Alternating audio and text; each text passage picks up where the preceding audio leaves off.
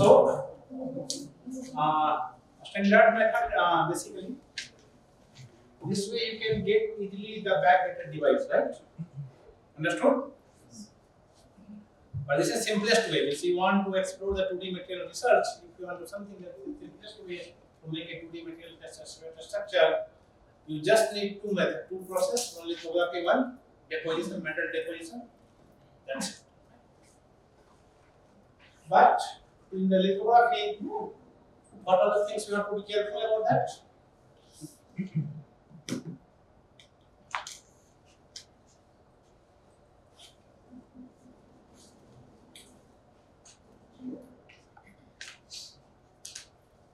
So, see, substrate cleaning.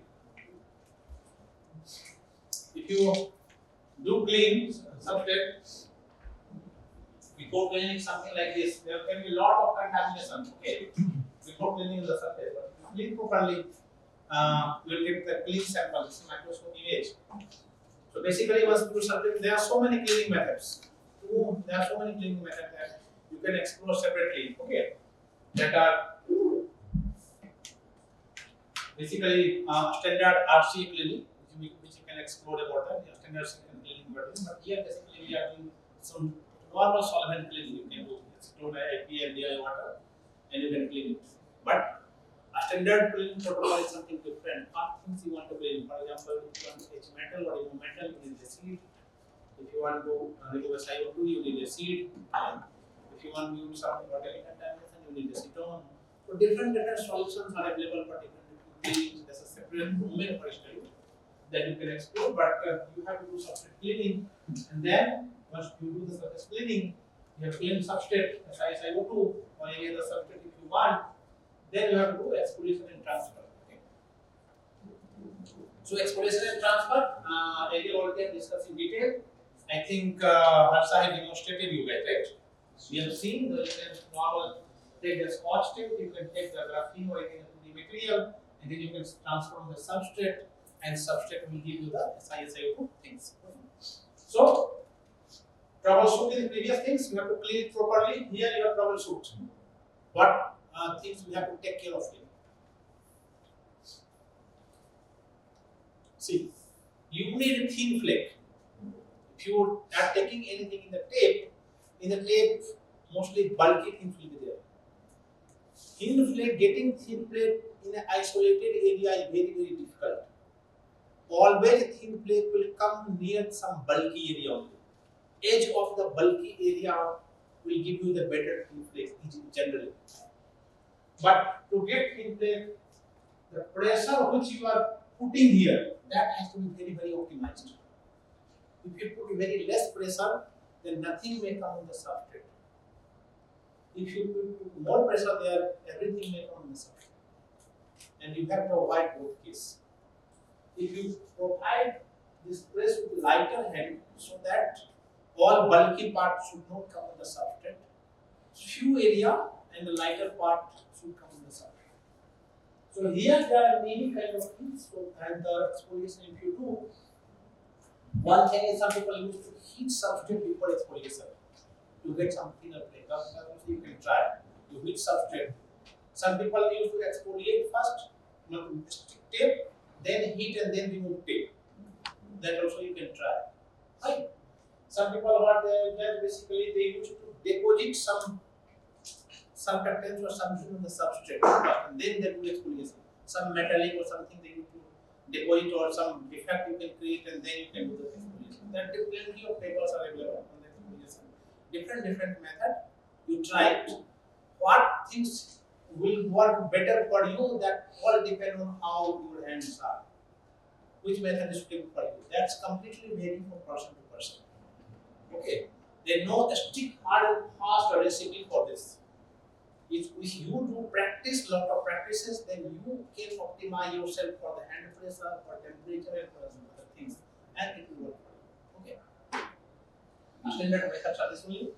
So this is the problem. So here, this is what?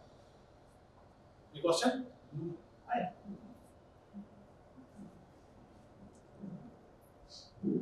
Right. And then you can Going to microscope, you can expose this into the microscope, and microscope can give you easily with the optical contrast. In microscope, you can find out which is thick area, which is bulk area, which is thin area. But sometimes problem may come that your tape may have contamination also. And if you, I'll at the end if I find some sample, I'll show you that sometimes if you take see all the samples, contamination flake contrast may be different. So you need certain characterization to find out which is our where our proper flakes are there. And the best and easiest method is the Raman. There can be other method also. You can do experience. The best and easiest method to find out 2D material flakes are Raman. Put sample. All the 2D material have different Raman signatures are there. Graphene has some different Raman signatures. Phosphine has some different Raman signatures.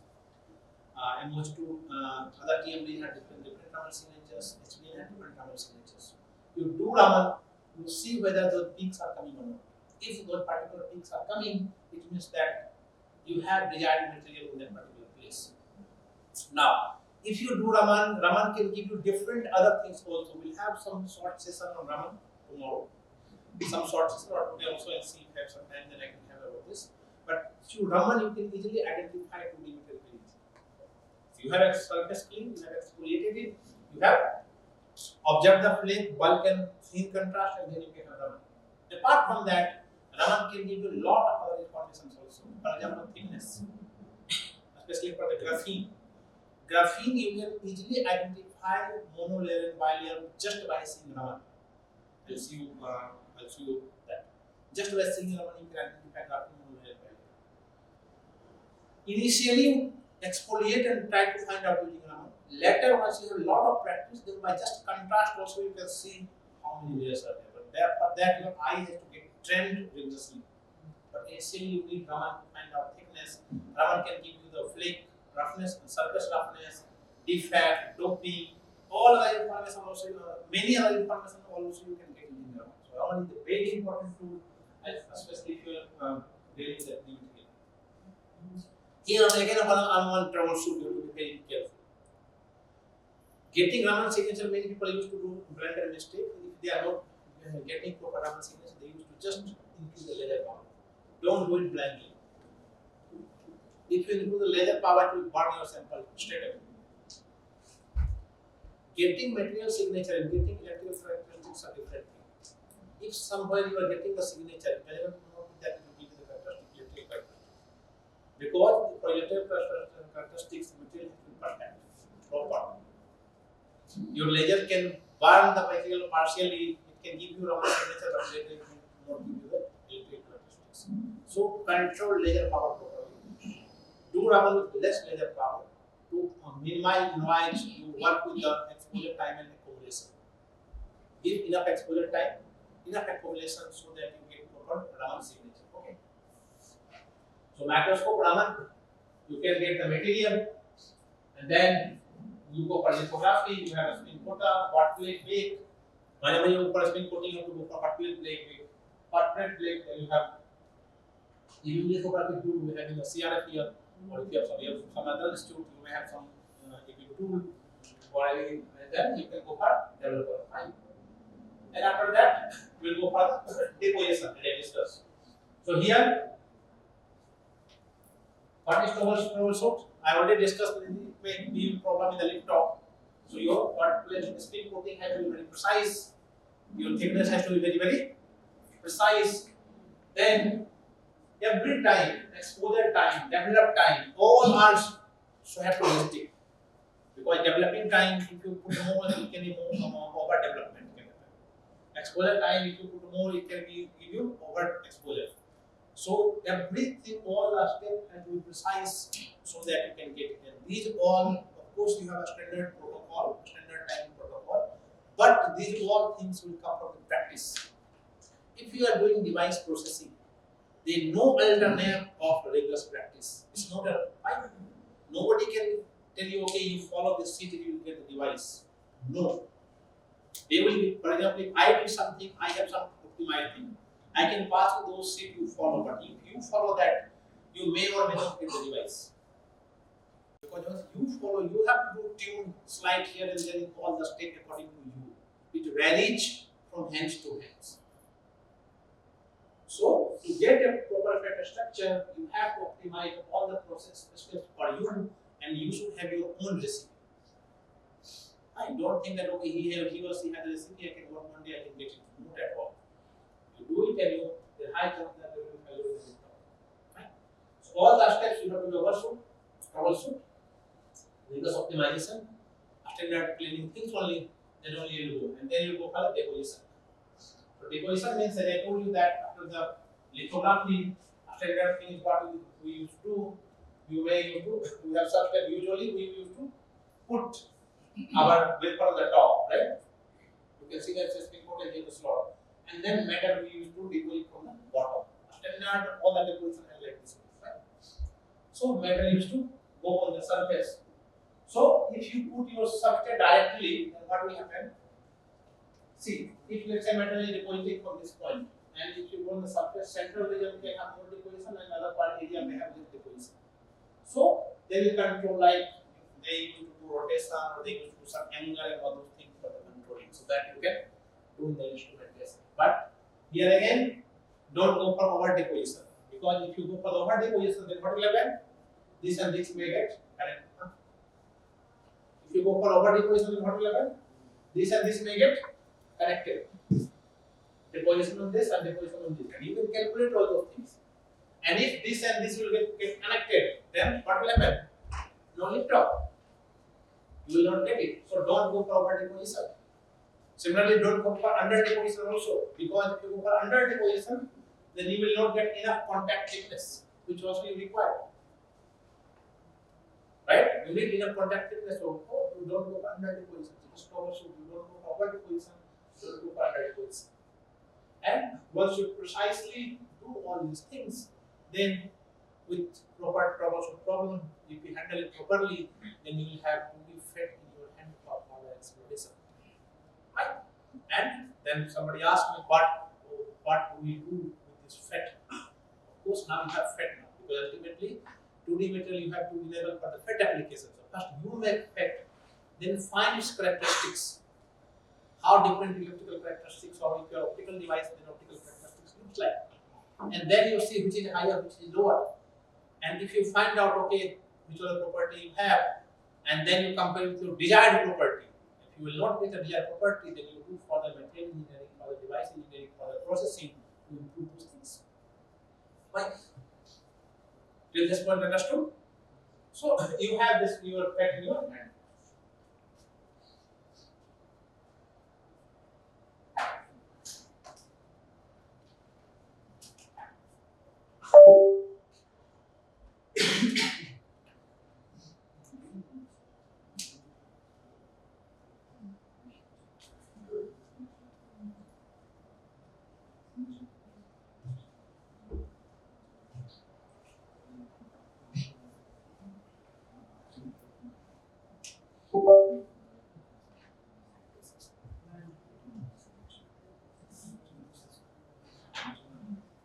See, this is your graphing FET which I am creating.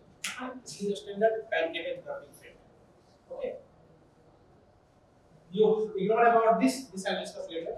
So this was my standard graphing FET which I created. Basically, this is a standard schematic. So this was silicon substrate, SiSiO2, then SiO2 300 nanometer, then graphene, and then from graphene to these were waves, metals, which a standard schematic which I created, which top gate each this one. So this gray set, these all are basically, these all are substrate, means SiO2 is available. These line, these are graphene, right? And then these all are fingers which you are seeing, these all are metal lines. Okay. So standard transfer, then lithography, and then lift off, and it gave me the. We have done some carbon vacancy for the contact, which I will discuss now. Right. I told you that Raman is a very beautiful material, so beautiful instrument to give the graphene signature. For example, if you see here, basically graphene has 2P. Right. This is standard. Basically, if you go for HIGP, D peak and 2D peak. It has a standard peak basically. So it has a standard G and 2D peaks are there from the graphene. And by understanding the ratio of G and 2D peak, you can find out whether it's a monolayer or bilayer. You can explore it further by just G by D peak ratio. You can find out whether it's basically G by 2D peak ratio. You can find out whether it's a monolayer or bilayer. So graphene you can get it easily. And then I have created this. You can make these devices. So whatever step I followed, same things you can make the device. But if you take primary graphene, there will be two problems. If you do the exfoliation will not give you a standard rectangle shape which you are getting here, the red color. If you do the exfoliation, I'll show you the exfoliated flake structure. See, your standard exfoliated flake will look like this. This is phosphorin flake. This is the exfoliated flake. This will look something like this, or more interestingly, it will look something like this. This is a standard exfoliated flake. All different contrast what you are seeing has different thicknesses. The bulk, these are very bulky, and here this blue shade, this is very thin. So a standard flake will come with random shape, right?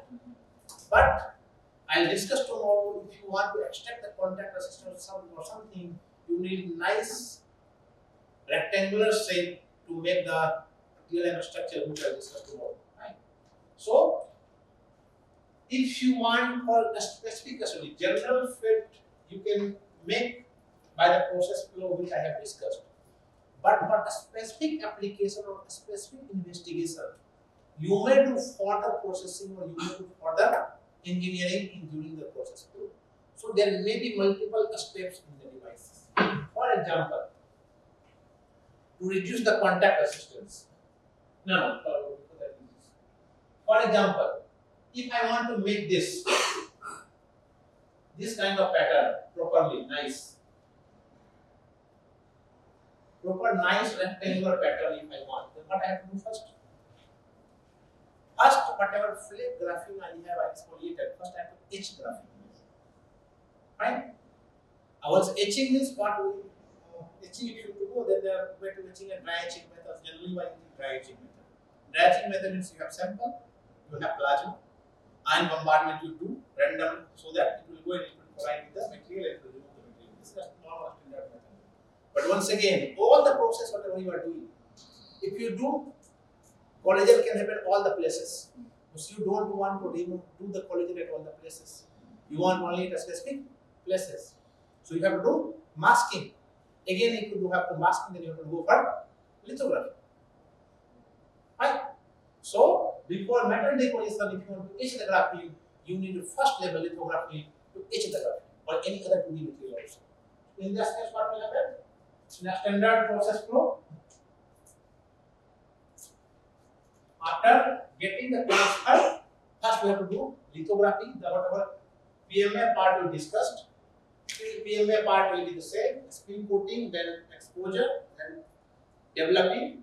But instead of metal deposition, what I will do, I bombard the ion.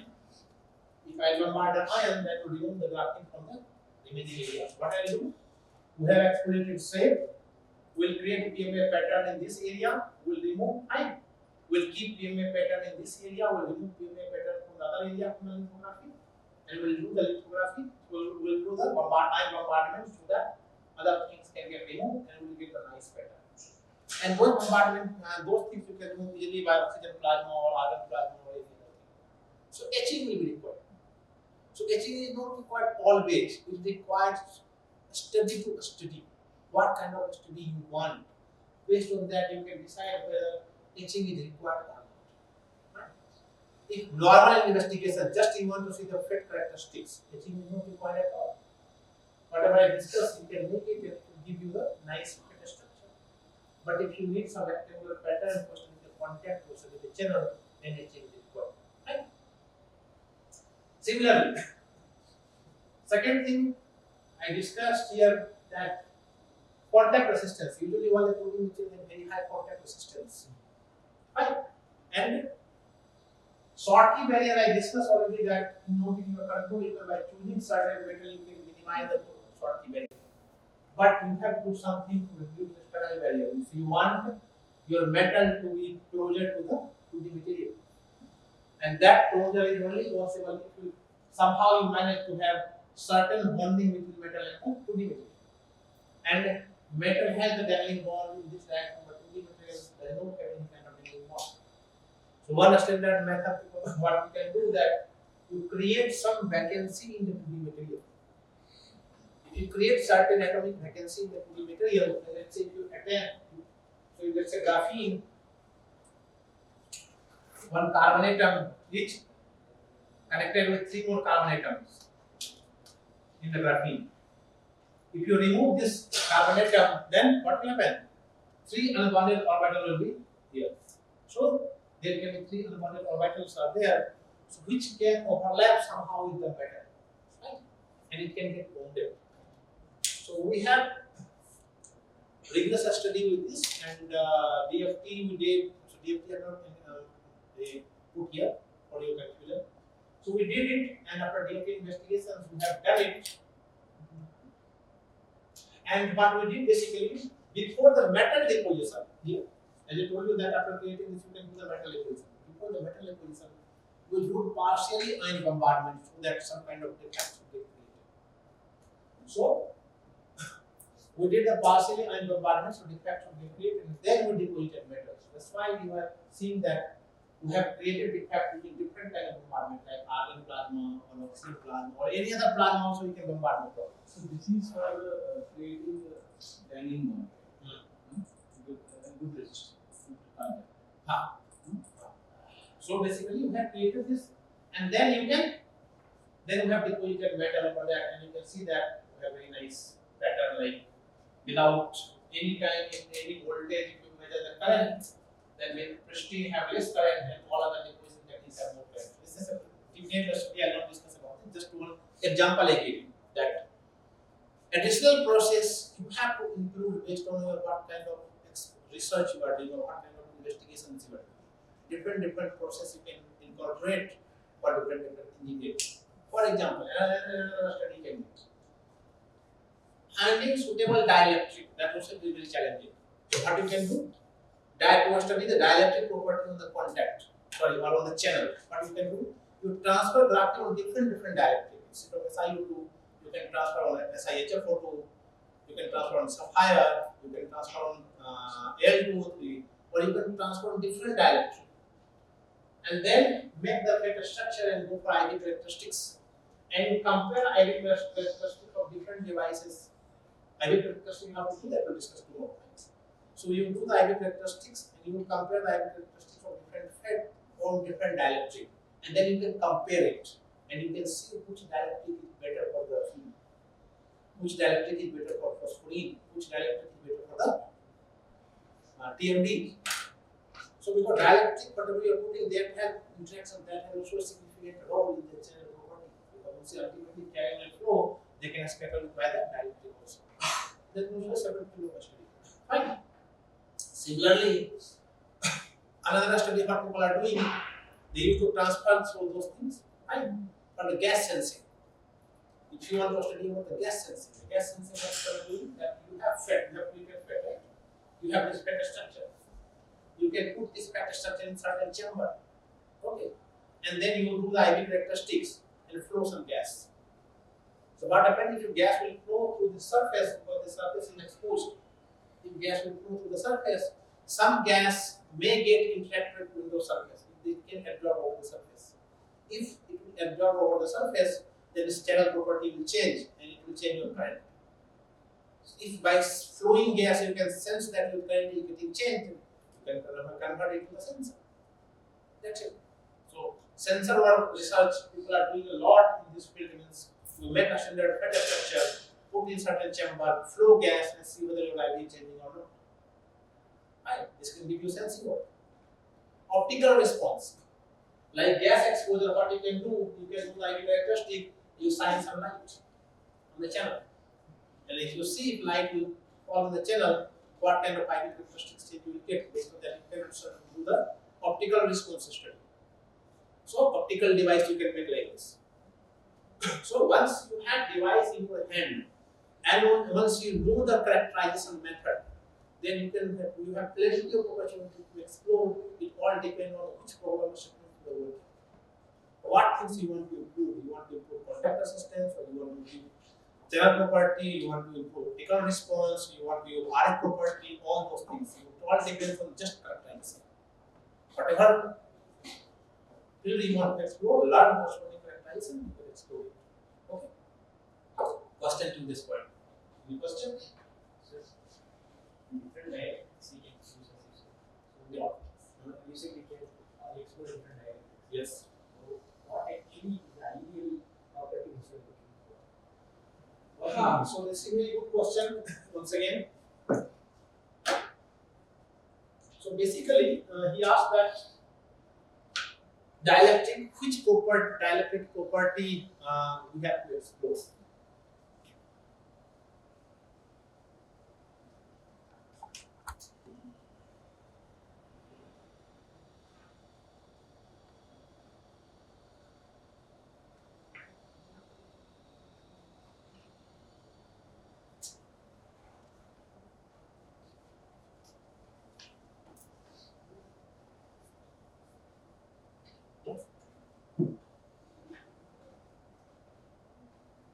So basically, if you go for standard IV equation, you know, in the standard IV equation of transistor, standard IV equation is the situation if you go for.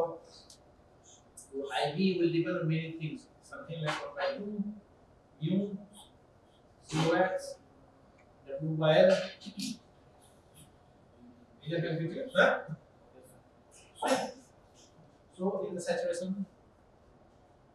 And if you go for this, value for the graphene, but graphene also these all parameters will be there. And so graphene also similar equation will be there. But main thing is here. We have threshold voltage and voltage, right? Threshold voltage almost again will depend on main thing, but which I am discussing. I'm trying to keep the things simple. This is geometry W by L of the transistor, which in your hand, which you can play with. Right? But CUX and mu, these are not complete in your hand. First come to CUX, oxide capacitance. Oxide capacitance for the means this capacitance for the dielectric. Okay. Anywhere capacitance will depend on something dielectric constant, area, epsilon naught by. Again, area and D, which geometry, which is in your hand, right? This is permittivity of vacuum, and this is your dielectric constant. This is in your hand. Which material you are using? Different material can have different dielectric constant, or any particular material also you get engineering for the tune the dielectric constant. So one is which dielectric you use depend on how much dielectric constant you want. What is your desired dielectric constant? First, right? Second thing, another parameter, if you see the mobility. What is mobility?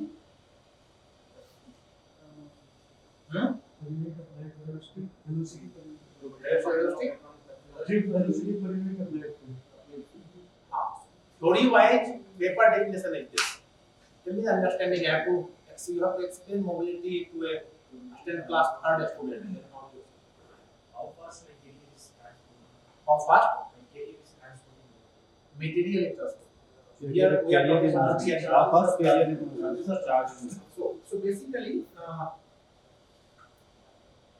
see, you have to run. So if somebody had to run in the road and somebody had to run in the crowd, then running is easier in the free road or free path or in the crowd. Of course, in the free path. Right? So means mobility means how easily something can move under some certain external applied field. So any material which has some obstacles in the flow of carrier, electron will flow or will flow. All kind of obstacles reduce the mobility, and that obstacles can be different type. If some carrier used to move in the channel, it has channel obstacles like channel effects, channel ions, and all those things. But if any carrier move especially for the 2D material, then carrier is very close to the dielectric substrate. And if you have certain dielectric substrate, your material is 2D, but your dielectric is not 2D. It's not HBM. It's a 3D.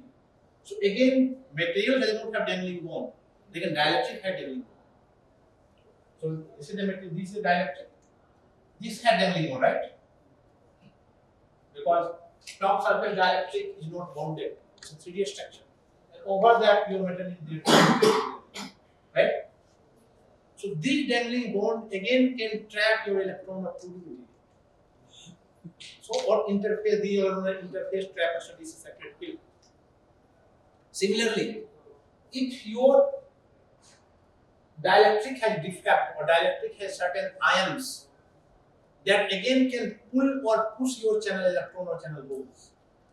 So in short or in generally, your dielectric can screen or can scatter the channel carrier. And if this kind of a scattering will be there, that will impact the mobility. Right? So this is also another field of study. Different dielectric for different 2D material. You do the IV characteristics and you find out the mobility. And you see which dielectric is giving you better mobility. Right? So it all depends on what kind of application you are looking for. If you are doing for standard application where you want very fast transistor, means you want very fast speed, very high mobility as you want, so that you can get a very fast transistor.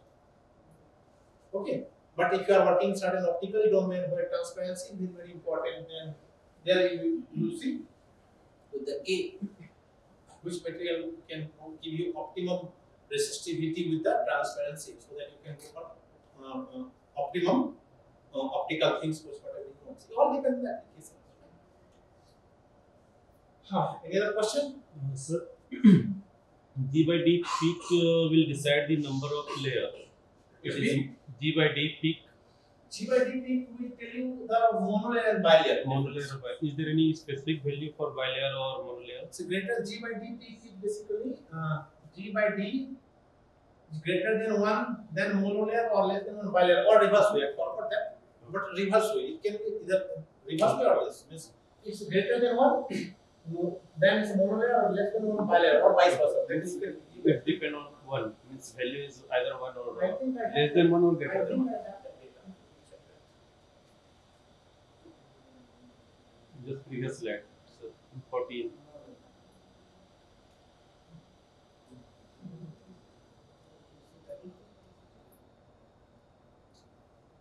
You have see it. This is graphene, this is bilayer. And this is monolayer. Two different contrasts visible for you guys. Yes. These all are ML, these all are monolayer. Fine. And this is bilayer. Fine. This is GP of graphene, this is 2DP of graphene. Fine. Okay. So see, monolayer means blue line. Blue line means your 2DP is higher, GP is small. And for bilayer it means it's red line. Red line means your GP is higher and 2DP is small. Clear cut distinguish between Raman. If you compare the Raman of monolayer and bilayer graphene here. This is Raman, fine. So straight away you do Raman, you can, and of course bilayer trilayer will have similar signature. So monolayer graphene you can easily distinguish between bilayer graphene on Mars just by seeing ratio of these two things. That's it. Fine. Any other question? The graphene that you showed, is it getting to the standard switching paradigm or the series? No band gap. Fine. We have challenge. No band gap. So while you are remembering so other atom is missing carbon atoms are completely achieved by the No, it all depends on your how much time you are bombarding. If you bombard with very less time, then it will remove few atoms. But if you bombard them for a long time, it will remove graphene completely. So okay, so while after bombarding you create alien ones. You said in the earlier some other atom creating there is no need or the vacancy is sufficient. No, I don't get your question. Can I ask you? The creating vacancy is sufficient for creating the alien bond or some other atom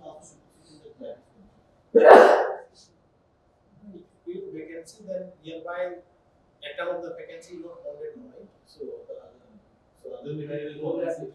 So it's a graphene structure is something like this, right?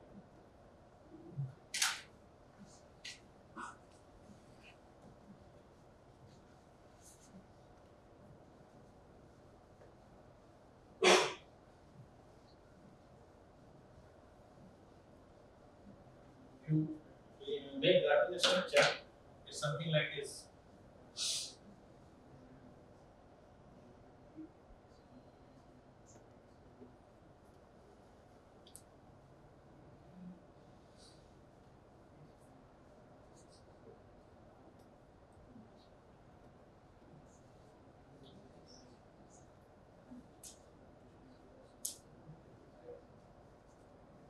It's something like this. Everywhere is carbon atom is there.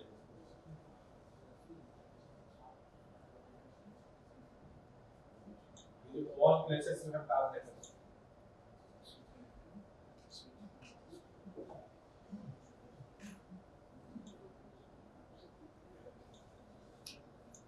Like this it will go forward.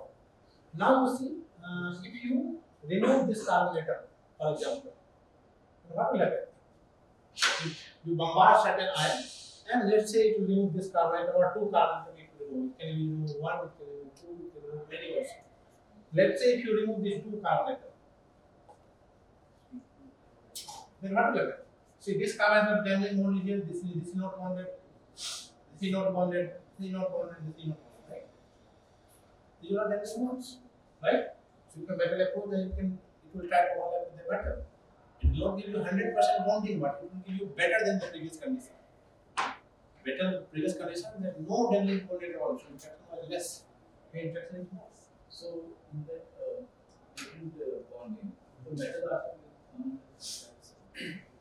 Not necessarily, unless the metal will come in place on the place of carbon. It may or may not have no technique.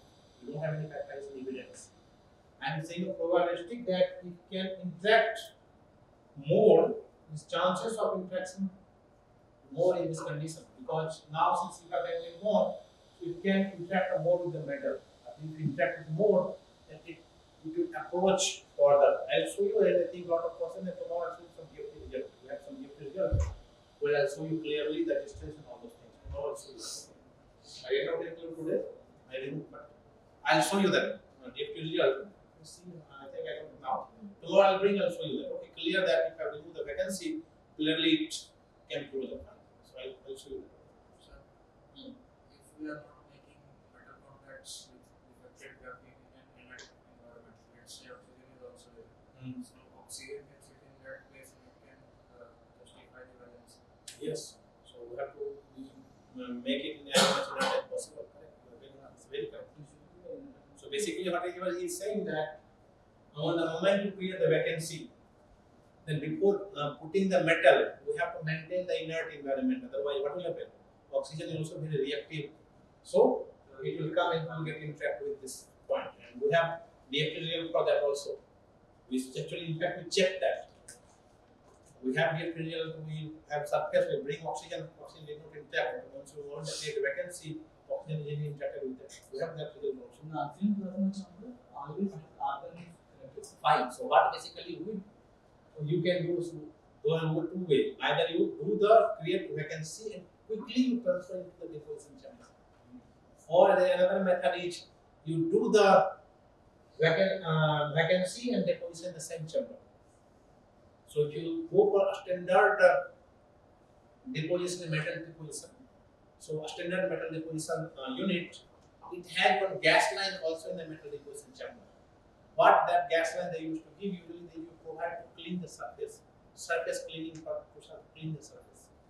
So what happens if you transfer your graphene and you transfer first gas chamber, create plasma, you create the vacancy, and then you turn on your metal deposition in the same chamber. Don't break your vacuum, don't break your chamber. That will be very, very important. And in fact, we tried this. If you see this here,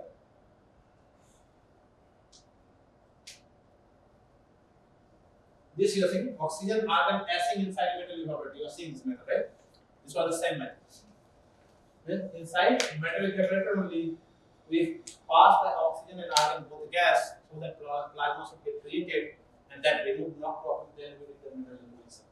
So this is inside the same chamber. Okay. So basically you tried it and you got it. Yeah. So this is the fat structure. Which one here? This is something called, this is fat only, but this is something called standard TLM structure. We will discuss tomorrow why this structure is important. Because if I want to find out the work on the contact resistance, then I have to find out how much contact resistance is. That's how you find out. That we'll discuss tomorrow in the factorizing method. That time I'll discuss what is this structure, what this structure is. Okay. Fine? Here we are not doing any characteristics.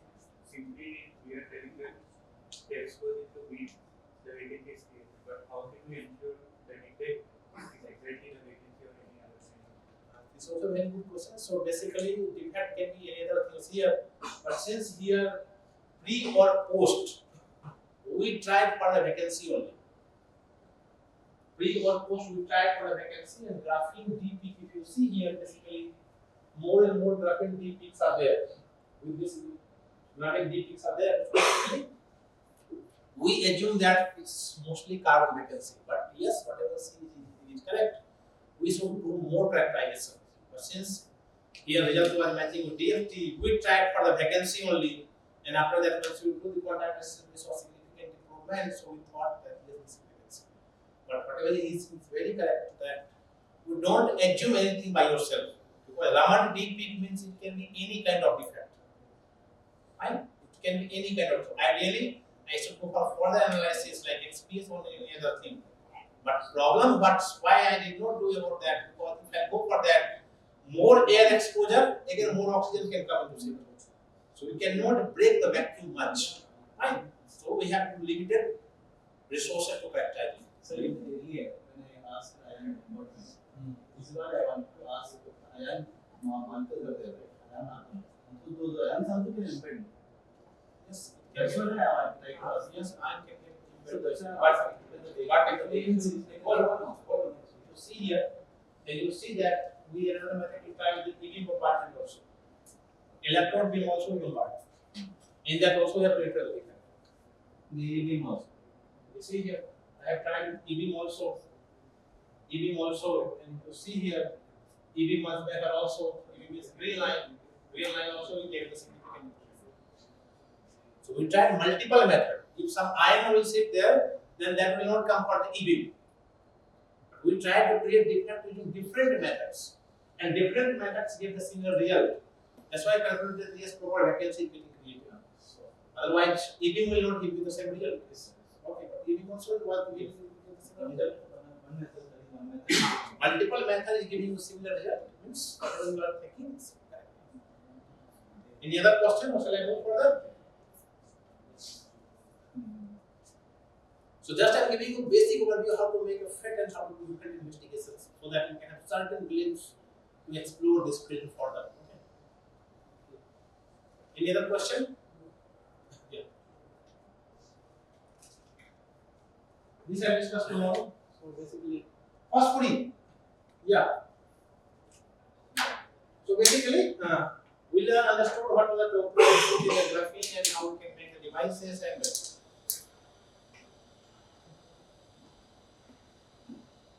See what with phosphorine happen once you expose phosphorine.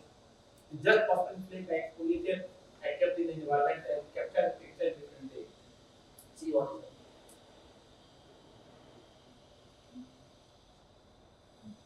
You can see with each day white spots are coming, right?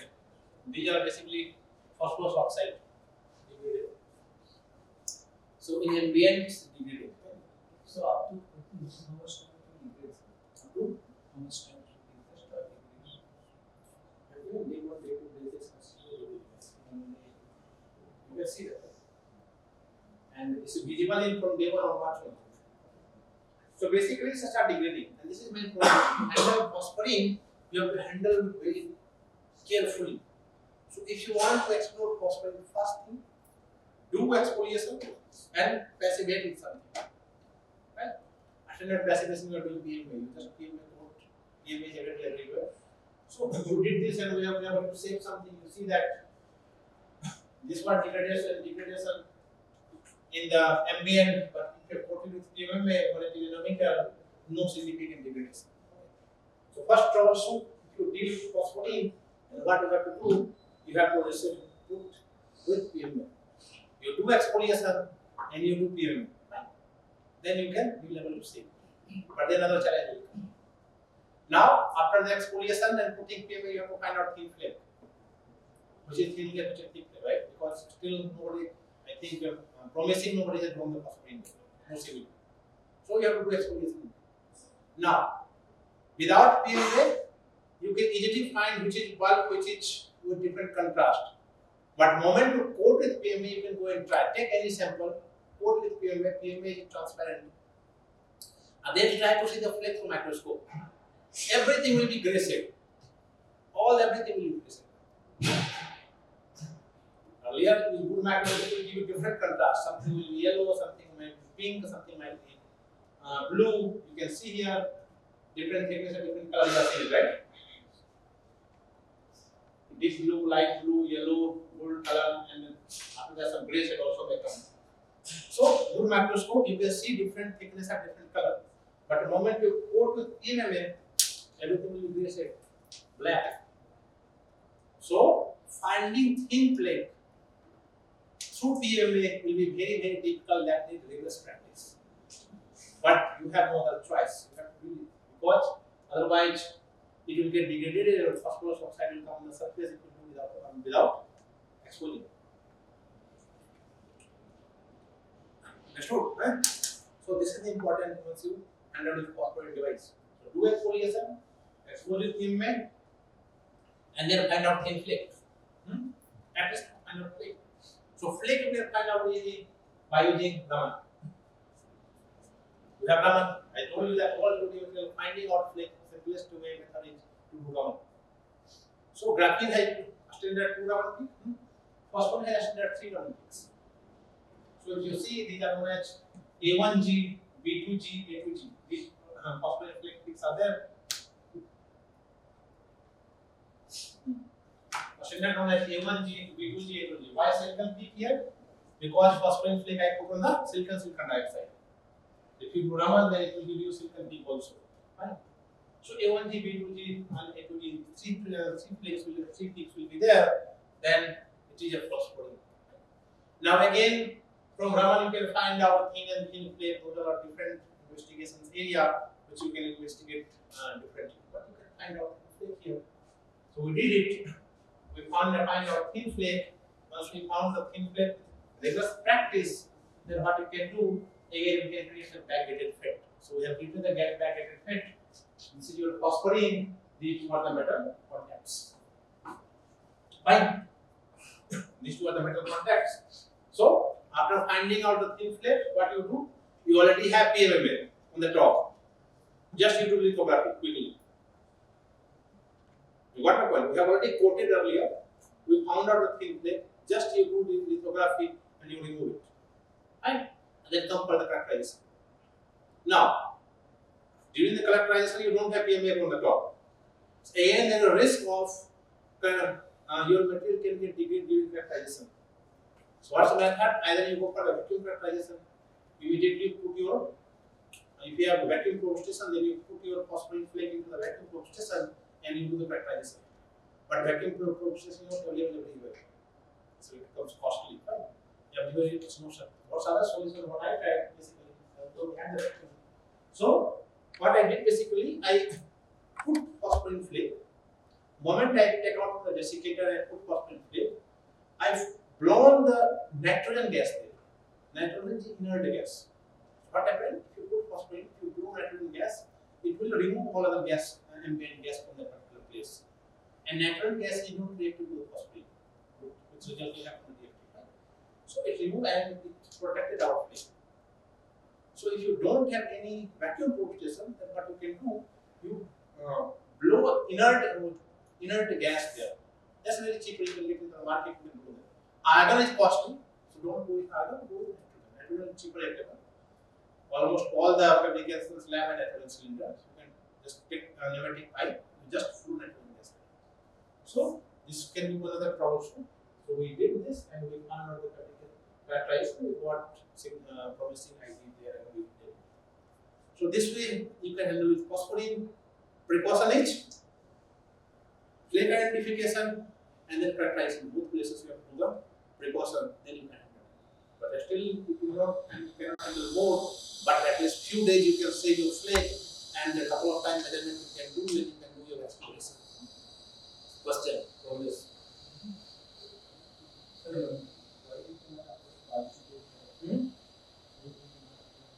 We have that positive bias also. Negative case bias we have applied for significant study. But you can apply positive case bias also, you can apply negative case bias also. Fine, no problem. What? Basically, if you go for the DFT result, basically phosphorine give you more p-type property than n-type property. Fine. So phosphorine give you more p-type property than n-type property. So I believe that we have handled the negative bias to see the p-type characteristics. Okay. Phosphorine has usually favor any material. Usually for any material, usually not all, but most material have electron has more mobility than hole. But phosphorine, phosphorine different completely different material. Phosphorine has more mobility than electron. This is interesting in many facts. Phosphorine has more mobility than electron. What was the next question? So basically, we were trying to see its p-type characteristics. You can see here. So you also mentioned the degradation of the characteristics. Rapid degradation. Okay, before is related to time, right? Actually, I'm studying the how fast degradation is happening, how to deal with that. That was the second question. Okay, In IV characterization, you are not putting a probe behind the reflector, you are having extension. So basically, if you see these two lines are going further, it has big pads. Right? So if I did not put it in the picture because I wanted to show you the flake. But both lines are going, it's connected with bigger pads. Let me see if I have some image of that.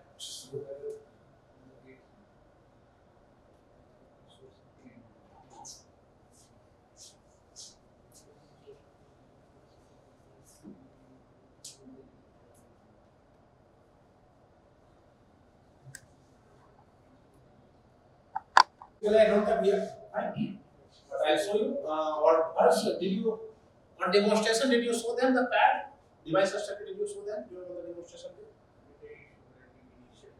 Or on characterization, I will show you that. Okay. How? My idea was like the EMA is not easy connecting.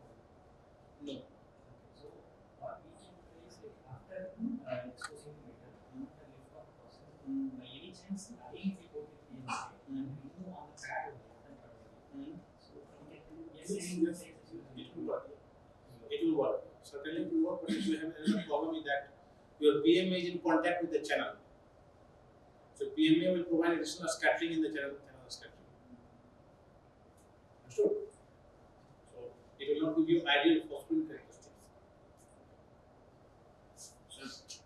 How do you define if a material is p-type or n-type? So what is p-type and what is n-type material in semiconductor? If it has gold majority, then it is a p-type. If it has electrons majority, then it is an n-type. So for device characteristics, if you want, then it means if you have electron mobility, then positive gate bias it will be conducting. For that, we have to make a fresh structure.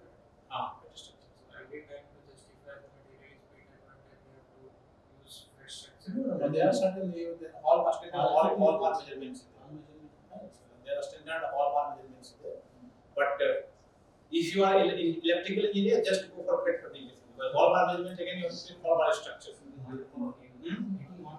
Yeah. So for under power again, so no required. Just create better structure. And here you can find out p-type or n-type, and it will give you additional advantage also. Or standard physicist used to go for under power all power structure. But better just go for electrical engineering or engineering and technology level, just go for FET. IV will give you a lot of characteristics. You can find out which Tomorrow we'll discuss basically. You can extract many ideal properties.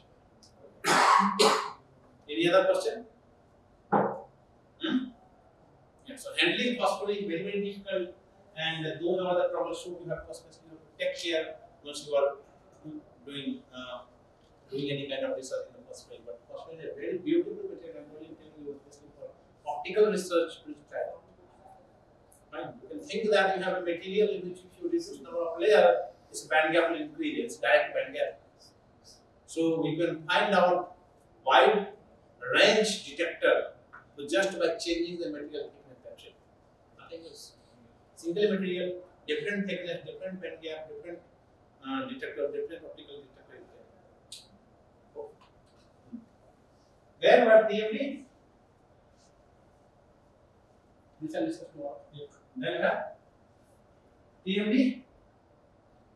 MOS2 is fine, nice. MOS2, if you handle, not a big deal. No degradation much, so it's fine, you can handle with MOS2.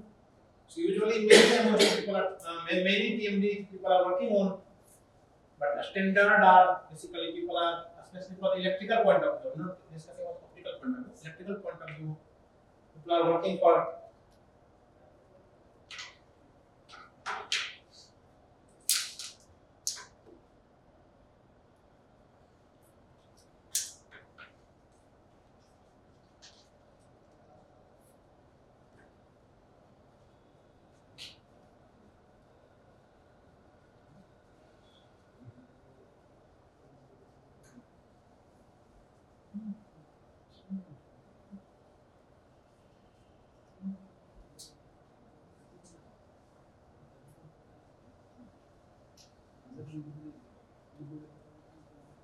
so this I have given for WSE2, standard, but it's fine. All TMD standard people are working on MOS2, MOSE2, WS2, WSE2. These four materials people are exploring for technology point of view. People are exploring other TMDs also, but these two are related. Among this industry, these two are MOS2 and WSE2. People are explaining a lot. Why these two? Because if you go for technology, especially for CMOS compatible technology, then you need N-type FET and you need P-type FET. Then for 2D material, it's a huge challenge to get a P-type device. Huge challenge. Mostly the N-type. Phosphorus has, but you cannot handle phosphorus. So usually what happens, MOS2 is promising for N-type and WSE2 is promising for P-type. So what people are trying for MOS2 and WSE2 to make a complete CMOS compatible structure. And technology level, if you see that which 2D material is really promising for the logic technology, people are betting on these two materials only. A lot of exploration are happening in industry and academia. Again, FET structure, as I discussed, same method you can create it, and you can do the ID characteristics, and you can find out whether the material is N-type, P-type, how much will be there. But if you go and you can find out IRDS roadmap, fine. So if you see that the technology roadmap is saying that by 2036, 2D material based technology will come into picture. They predicted, right? 2D material based technology coming into picture. Multi-state transistor, multi-state technology. So if the 2D material technology comes into picture, industry and academia both are betting on this, and they are trying to find remove all the troubleshoots. Here again, high contact resistance, you have to deal with that. And now the standard dielectric, you have to deal with that. Standard growth mechanism, which I will discuss, you have to deal with that. And corresponding etching technology and all the technology you have to deal with that. But you can explore by this method only, and you can find out the solution. It's a complete open area. Lot of fields are open for the research. If you have any kind of research interest, then you can explore these materials also. Study with the review protocol, review paper, share with you guys, and you try to see which all the problems are open and which all the problems are open. And then last is HPN. I discussed that this is insulator. So basically, what people are doing, one method people are using HPN for encapsulation, especially for fuel transfer in 2D material or dielectric substrate. Then I discussed that substrate dangling can scatter your 2D material carrier. What people are trying to transfer HBN on the first substrate, and then they are transferring 2D material. So there will be HBN between the 2D material and the substrate. So it will improve the substrate scattering. So substrate scattering can get mitigated, and your channel property can be better in presence of the HBN. So one for that one, HBN is a standard insulator, so you can use HBN as an insulating property also. But HBN itself is have wide range of application in the optical. You go for optical, which has a lot of optical wide band gap application, optical spectrum, quantum application, HBN research, and there are plenty of fields are open for the research over in the HBN area also. Okay. So these are the standard materials. There are many more which you can explore, but these are the standard materials as far as technology is concerned.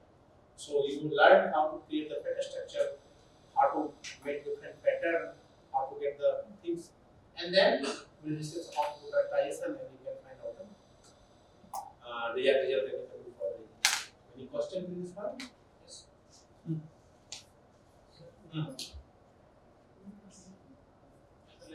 technology based on impact. InFET. Yes. Now the AI chip is very So can you speak louder? Elaborate on this.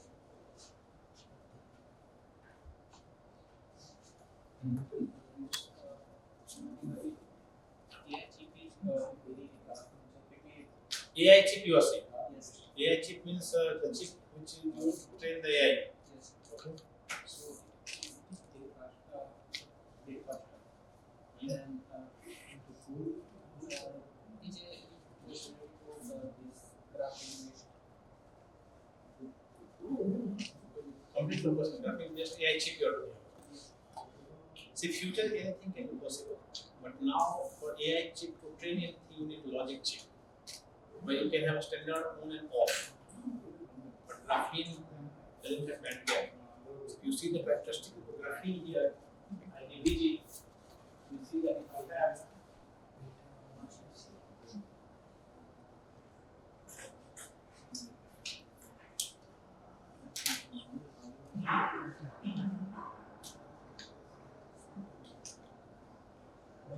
so you see the standard graphene, fine. Give IDVG will not get off state. Either it's connected in this way or connected in this way. So getting off state is graphene very difficult because it does not have any kind of band gap. Fine. So graphene based logic chip at presently technology is not available. But future, if let's say somehow if we can create the promising band gap, then it can be possible.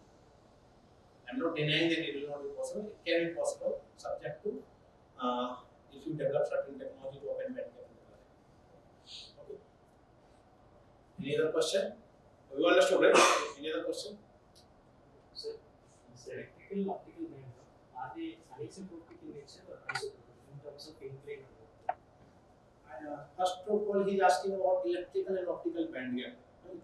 So basically, these two are two different things. There are a lot of confusion about this. So basically, electrical band gap is different and optical band gap are different. Right? You can explore it, or let me give you certain hints, then you can explore it further. So basically, band gap, electrical band gap is a standard gap, whatever you are seeing between valence band and connection energy. How much energy you give to the carrier? Energy gap in between valence band and connection band. That's basically the electrical band. But optical band gap, what is if you create any kind of electron hole pair, what you are doing basically, if you are shining certain light, so what happens? Electron will come out of the valence band, or electron will come out from the bonding. It's a standard bonding, and then electron will go away. If electron will go away, it means electron will try to connection band. Electron will not be completely free from the hole, because hole is a positively charged, local positive charge and local negative charge. So it has certain bonding. So this combined pair is known as exciton. Okay. So what happens? Actually, electron will go no conduction band, but not completely. A certain bonding is there. So your Optical band gap means energy required to create exciton. Just to create the exciton. Okay. So what happens if you have given it energy? It will create the electron hole pair, but hole is not completely independent in conduction. So optical band gap means we have created the exciton and plus excitonic binding energy. If you add these two, then it will be your actual electronic band. Right? So he is asking about whether it's anisotropic or isotropic. So basically it varies from material to material. Which material you are exploring. Optical I have not explored much. So optically excitonic point of view, which material isotropic, that I cannot answer now. That is the property I explore. But electrical band electronic band gap wise if you create, then most of the 2D materials are anisotropic. Most of the 2D materials, so if you explore graphene, for example, graphene has 6 values, 6 standard values are there where you find zero pattern. But if you go for, apart from the 6 different values, if you go for any other direction in the K side, you may not get the values. It all depends on the which direction you are going. So it's not completely isotropic, it is not necessary. Standard completely isotropic. But optical point of view, I cannot answer now because I have not explored the optical properties much. So if we create structure laterally and vertically, we do the release of something. So there will be a change. Laterally and vertically, how we create the structure? Yesterday I was saying like using centralization, you can create vertically aligned. If you create the vertical structure, you carry it through one flow like this. What will happen? If I have a source.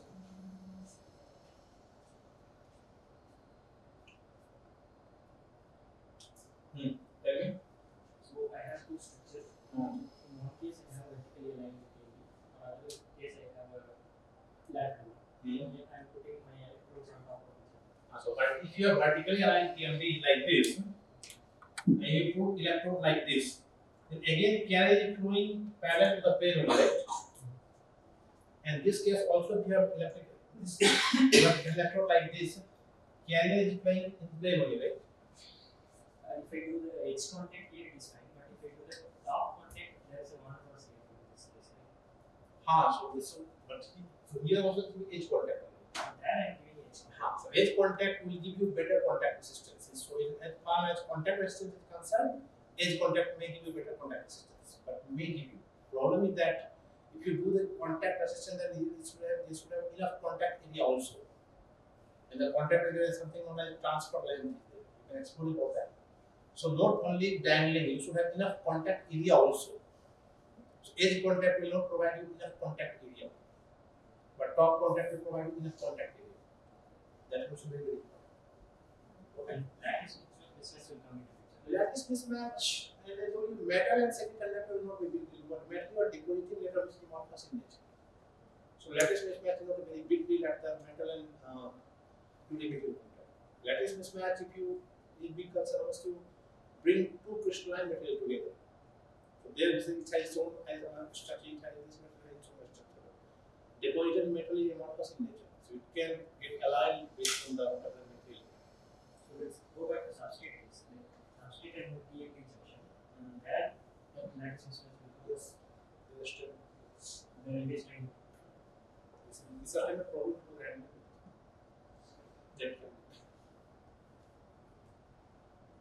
Any other question? Ask more, because these are necessary to ask more questions than So, like you have different categories of producing dynamics. What about the superconductor, like in the 2D materials? I'm not correct person to answer about that. There are certain superconducting states in the coding. And like IK materials, like in 2D also with renewable IK materials. We have similar separate topological material for coding also. We have separate topological material for superconducting state people found in the material at very low temperature. But that's a separate field of study. I'm not correct person to study that. IK like HBM can be created. These are IK I can directly for what to do with you. IK HBM can be like IK directly will be used in hyperware. So experience the hyperelectric So can we use this type of material? high power application, like gallium nitride we use now. You are switching your question. Just now you are superconducting. Now you are doing high power. So, one question, in high power, you can use high power application, like gallium nitride we have, like say high power application we use. Gallium nitride has HEMT because it has high dielectric, but it has strong carrier at the HBN. But HBN doesn't have carriers. How do you use the transistor? It's a complete insulator. Gallium nitride is an insulator. Gallium nitride, if you use HEMT is on surface, it has electron density, Eg. But that is also one type of transistor structure. In the offset thing, replacing in the offset thing, can be placed with HBM. You can place if you find some result, but HBN is complete insulator. I don't have any next carrier. But in the metal oxide structure, mass structure. So in the Why do you want to put HBN there? He is asking if we can use SPN as a high K dielectric. HBN high dielectric insulator. You can try. It has some different property. You can try. It's HBN, perfect. Insulator. So you can figure out trying about that. High K dielectric is how much high K you want or which application you want depends on that. So you can try it, you can see if you serve your purpose, then it's fine. If you don't serve purpose, then it's not fine. Because it has insulator thickness very small. Thickness is very small, means you have to handle properly, you get voltage, otherwise you have that will happen. If you apply 5 volt or 10 volt on a particular thickness, you can see how much electric field will be there. It will break the material. You have to very process about that also. Concept of high dielectric is to increase the thickness of the material so that they can protect the breakdown there. Sir, one thing like here we are making trade with like microexploration. Macro Microexploration on the fine grain. there is any chance like we can spin coat 2D material with solid surface and give some better. Basically, similar thing I talked with many people, but I did not get find out. Liquid exfoliation, there is a method. Liquid exfoliation means what you can do, you can put 2D material in the liquid, you sonicate it properly. If you sonicate it, then what will happen, the layer by layer will get dispersed in the fluid, and then you can take out the liquid exfoliation is possible. A spin coating means in liquid form, single layer. It's very difficult to do, but after sonication, what you can do, you can drop cast that, you can try spin coating, but their alignment, some material might be some different way. You can give it a try, but it will not be very effective. Liquid exfoliations are there that people are doing. Yeah. The last question. is it possible that lithography technology remove further fabrication? You want to remove lithography in fabrication process? Remove. See, in science, nothing is impossible. Answer is, it may be possible, but not now. What is problem to remove lithography? Basically, that ultimately what you need, either you have to deposition or etching. Lithography is required at these two places. If you want to etch something, I mean for some certain etching or certain deposition. Problem is either you are doing etching or you are doing deposition. This technology we have for the large area only. Deposition also and etching also. This technology we have for the large area. So either you do deposition or you do etching. Ultimately, it will get exposed in the large area. But we want this into a small area. So we have to do masking. We have to do lithography. Let's say in future, if some technology will come in such a way that we will be able to deposit in nanometer scale directly. Like now we have e-beam electron gun we are bombarding in the nanometer scale. Let's say we have some technology in which we can bombard ion in the nanometer scale somehow. Then for etching lithography, you have to try it out. You can just directly bombard ion in the nanometer scale and you can get direct etching. Similarly, in future, if you get certain metal deposition technique, through which we can deposit matter in the nanometer scale only. That requires about fine. So it all depends on technology development. Presently, since deposition or etching both we have in the large area only, and we want it to be in the small area, so we need that. In future, anything is possible. Electron mobility transistor, in that sense, I asked you, it's been integrated. We are also the use half an oxygen of the electric in the electron mobility transistor. So they asked compared to do how the HBM performs. Where? Electron mobility transistor. Do you know what is electron? Mr. What is that? It uses, I know, the basic knowledge. It uses high K electronics. Much I know. That is not high electric different thing, and high mobility transistor is different thing. Both are different things. But they Uses they were not usually the same. High K electronics. So when you hand to sector, why do you want to high electric? What's the problem there? That I don't understand. That we have to explore about that. Once you explore No, about that, I studied one. explore about that, and then things will be clear for you. I have not worked on HBM, and I have not combined HBM with HBM, so I cannot answer it correctly now because HBM I not work in that, so I cannot answer everything. These are assumption basis. We cannot answer everything. If you have some idea, you can try it. It may or may not work. Yes, you can try it. Any other question you have? That for that time, sir, it is in micro device fabrication technique for application in sensor. Sensor development. Fine. So, component and they present some technology for micro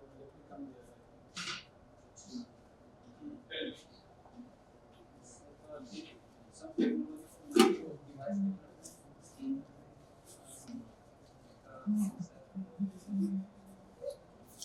development. Technology for micro device development. So all device technology development all has combined of this one: deposition, etching, lithography. Etching means remove something, deposition you bring something, and for these two things you need only these things are required. Now etching have different method, lithography have different, and even doping also. Silicon you get doping. These four things are required. That's it. Now when to require, which process you need to require when, that depends on what things you need to develop. Combine all these two things: etching, deposition, lithography, and sometimes doping. Let him do that. So what's your exact question? 3D integration. 3D integration. 3D integration. 3D integration of what?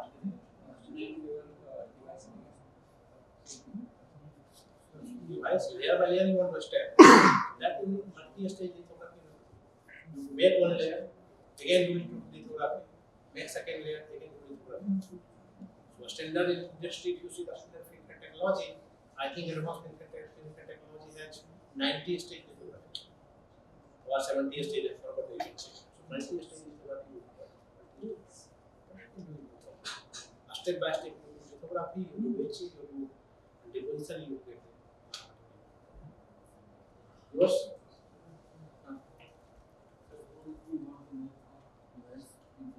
What? Suppose you make device in the future.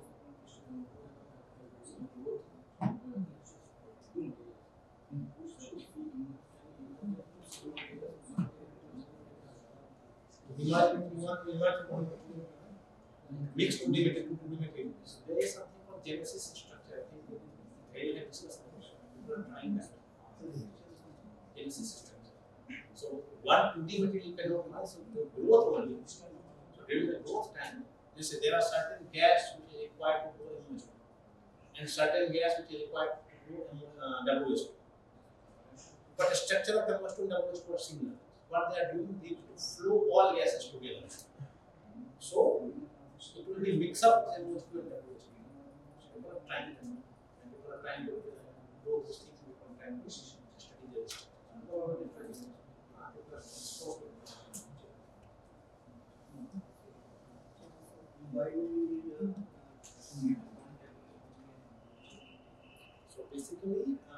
fundamentally you have to do electrical measurements.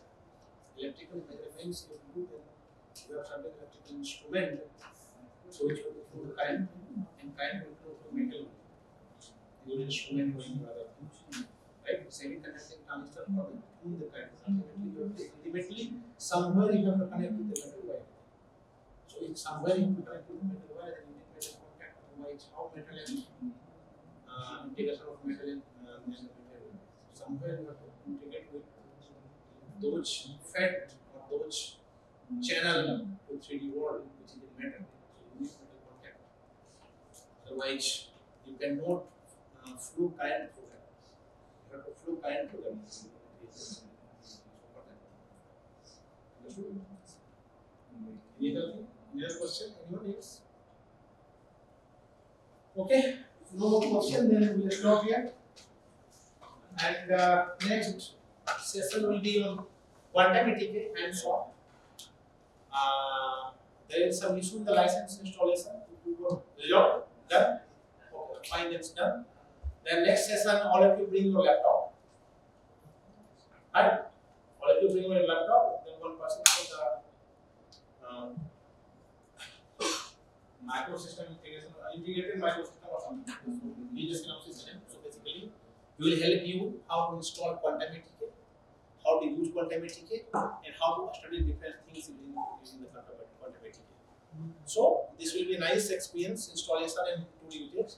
And this license will be available for 2 more days. So if you want, then after the session you can sit here and you can practice about the course. Okay. So we'll meet at 2 p.m. sharp. You bring your laptop, and although I have sent you email again, but tonight we have dinner in the Escalon Club. I have already sent you in the first email I mentioned about it, right? Yeah. So 7:30 sharp. Come for the dinner there. We will have nice dinner and some interaction with some more faculty. Okay. So we'll meet at 2 p.m. Bring your laptop. Thank you, sir.